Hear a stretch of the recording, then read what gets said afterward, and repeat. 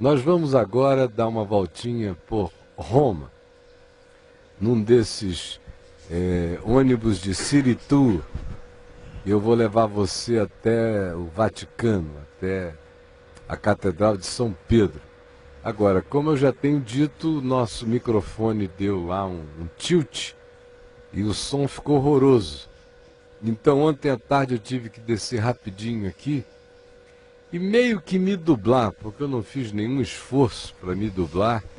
Para dublar você tem que falar e ver se encaixou. E eu fui assim de uma paulada só, apenas correndo atrás de mim mesmo. Faz de conta que a internet está com delay. E você vai todavia me assistir com toda clareza. Espero que você aproveite. No final eu vou dizer umas palavras meio pesadas sobre o cristianismo e sobre religião. Não me leve a mal, é apenas a sinceridade do meu coração. Roma com a gente. Viajar com você pelas ruas de Roma, no ônibus e depois levá-lo até o Vaticano. Durante toda essa gravação eu vou estar falando sobre a minha própria voz, porque a gravação original não ficou boa por um problema de microfone que eu já disse a você. Nós estamos vendo imagens de Roma nas proximidades do Coliseu. Arco de Constantino está bem aí do lado. Você está vendo agora exatamente o Arco de Constantino, partes da Roma antiga. É um dos lugares mais visitados da cidade. Ruínas de antigos templos cristãos erguidos sobre monumentos pagãos da antiguidade. E aí nós já estamos dentro de um desses ônibus abertos e deixamos para trás o Arco de Constantino e estamos olhando aqui as paisagens de ciprestes e de ruínas antigas e belas. E agora nós estamos fazendo um city tour pela cidade, onde o ônibus parar, nós vamos descer e prosseguir, porque na realidade o Daniel está ali ao lado filmando, mas não é exatamente permitido filmar, não é? E como o som está ruim, eu estou falando em cima da minha própria voz. Há quem seja completamente apaixonado por essa cidade de Roma. A mulher chegou ali e disse, sit down, please, porque o Daniel estava em pé. Essa cidade, como eu dizia, tem seu charme extraordinário. Não é exatamente o lugar dos charmes do mundo que mais me encantam, porque eu não consigo me divorciar de todo das minhas memórias, lembranças e conhecimentos da Roma Antiga. Nesta época eu só estou fazendo as nossas gravações aqui, porque como você sabe, eu fui abençoado pela bênção de dois irmãos que me deram a oportunidade de fazer essa viagem, de estar aqui com a minha mulher, minha netinha Helena, meu sobrinho Daniel e com a Bruna, filha da minha mulher e minha filha do coração também. E também encontramos o William, filho da minha mulher, que está morando na França, ele e a esposa. Nós fomos a Israel e eles vieram nos encontrar aqui, aliás, em Veneza. E agora eles estão aqui com a gente em Roma. Tudo que a gente vê aqui pertence à Roma antiga, as edificações do passado, que não se foi de todo, está presente. Deixou suas marcas indeléveis na memória da humanidade, muito mais fortes do que nós mesmos desejamos admitir. Eu não sei se esse tour vai passar ali mais adiante, aonde nós vamos ver o monumento do Vitório Emanuel. O Vitório Emanuel foi o último rei de Roma. Eu não estou falando do Falcão, não, da seleção. Ele foi de fato uma realeza em Roma. Depois dos Césares, sempre todas as realezas foram um arremedo. Mas o Vitório Emanuel foi no início do século passado, foi o último rei de Roma. E foi de fato um reizinho desgraçado e não era uma realeza oficial. Ele foi, de fato, quem veio a ser o último rei de Roma não oficial foi o Mussolini, amigo de Hitler e uma desgraça.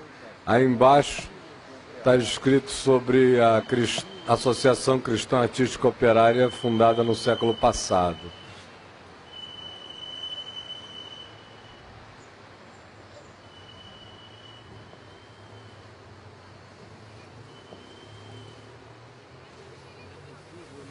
É impossível não notar essa edificação dessa igreja com a influência árabe que ela tem nas torres, na arquitetura. De fato, isso é um museu ao ar livre. Roma é um museu ao ar livre. Olha aí, aonde você passa, você vai se deparando com obras de arquitetura lindas.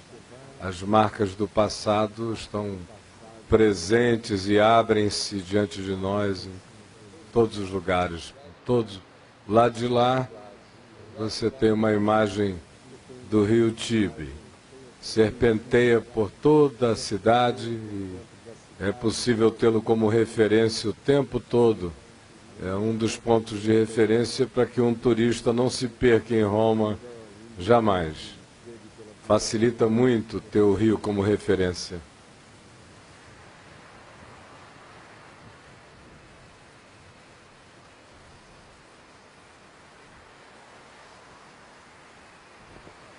Nós estamos agora a caminho de uma parte diferente de Roma.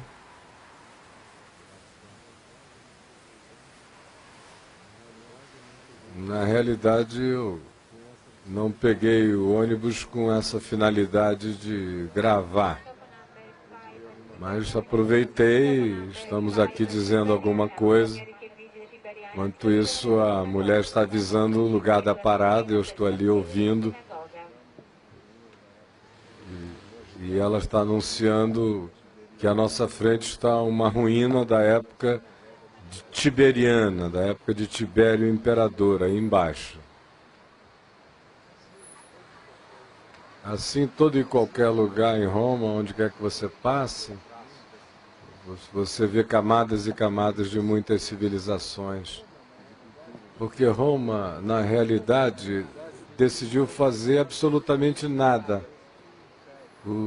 Por isso o interesse deles era no crescimento de um império, porque eles faziam uma dominação de outros povos e sobre esses outros povos eles impunham taxações, impostos, tributos, obrigações de pagamento de tributos e era assim que funcionava. Os povos pagavam esses tributos e traziam produções de alimentos, silos, grãos, diversos, perfumarias, tecidos. Toda aquela cultura de outros povos eram possuídas e mandavam tudo para Roma. Por isso não era interesse dos romanos pilhar nem destruir os lugares. Eles tinham aprendido com Alexandre o Grande que muito mais interessante era dominar, conquistar sem destruir e explorar. Civilizar aqueles povos e fazer com que eles trabalhassem para eles. De modo que Roma ficava cada vez mais rica e o cidadão de Roma não precisava trabalhar, ele só precisava receber as benesses que vinham dos outros povos e das outras nações. E o papel do imperador era agradar a população romana com todo o luxo possível que ele pudesse imaginar e conceber e oferecer orgias de todas as naturezas, de modo que Roma era o lugar dos gladiadores, das termas, do sexo e de todas as exoticidades trazidas do mundo inteiro, a comida mais variada, os sabores que até então eles nunca tinham experimentados, e enquanto eles simplesmente viviam de usufruir esse prazer entregues ao hedonismo. Esse era o privilégio de ser um romano, de morar em Roma. Naquele tempo, nem mais os soldados de Roma eram romanos. Eles eram mercenários contratados no mundo inteiro para fazer esse trabalho, esse serviço, e o romano que tivesse possibilidade preferia ficar, é claro, na cidade, gozando e usufruindo de toda essa luxúria que era capturada no mundo inteiro sem nenhum esforço maior, porque o mundo pagava tributos e o mundo usufruía. E vivia de artes, de arquiteturas, dos deuses dos prazeres diversos. E da assimilação cultural também de outros povos. Os gregos tinham ensinado o processo de helenização, chegar num lugar e implantar a cultura. Esse era o processo de helenização e os romanos, de certa forma, aprenderam e fizeram a mesma coisa. Com uma volúpia muito maior, enriqueceram muito mais do que os gregos e se tornaram o maior poder sobre a face da terra. Daí o livro do Apocalipse nos dá aquele olhar de quem olha para uma grande Babilônia, para uma Babel universal. Era uma Babilônia rediviva, Roma. Os imperadores romanos, bem estereotipados, como Calígula ou como Nero, nos dias de João como Domiciano, eram seres de uma perversidade enorme, excêntricos e perversos, e de seres de muitos poderes e de conluios em volta da Terra e explorando o planeta. Hoje em dia, do ponto de vista político, a Roma de hoje não é o centro de poder do planeta. Se a gente tivesse que dizer onde está o centro do poder do planeta, até o dia 11 de setembro de 2001, todos nós diríamos que estava em Nova York, como hoje ainda continua a estar. Mas esse eixo de poder é mutante, varia. Olha aí o monumento do Vittorio Emanuele, o último rei de Roma. É um belo monumento, a gente está vendo agora mais de perto. Naqueles dias, para os apóstolos, a contemplação de Roma era a contemplação de uma besta. Os deixava em estado de choque. Era uma cidade desejosa de poder, de viver às custas dos outros, sem esforço, sem trabalho, exceto o da contratação do serviço dos mercenários. Então não está tremendo muito aí não, Daniel? Mas faz parte. O pessoal em casa entende, Daniel. São essas vielas pequenas, especialmente essa pela qual nós estamos passando, que é cheia de paralelepípedos. Aí a câmera treme um pouco mais. Logo, logo a gente vai entrar no asfalto e a viagem vai ficar mais macia. Pronto, entramos no asfalto. Tudo muito mais macio no asfalto. Tudo mais macio no asfalto. Embora o paralelepípedo faça muito menos mal ao meio ambiente do que o asfalto. Nosso planeta é um planeta de plástico e de asfalto. Mas aqui em Roma é a cidade do sangue dos santos. Tamanha foi a mortandade feita aqui nesta cidade pelo capricho dos imperadores e da loucura que eles conseguiram promover aqui.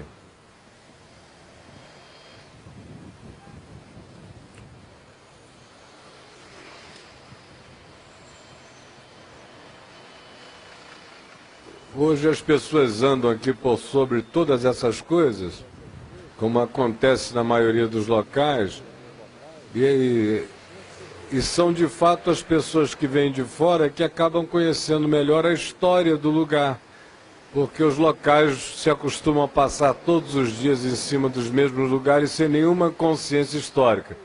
É como no Rio, a maioria dos cariocas nunca foi ao Corcovado nem ao Pão de Açúcar. Os de fora é que de fato sentem que é uma obrigação conhecer esses marcos e até entendem melhor.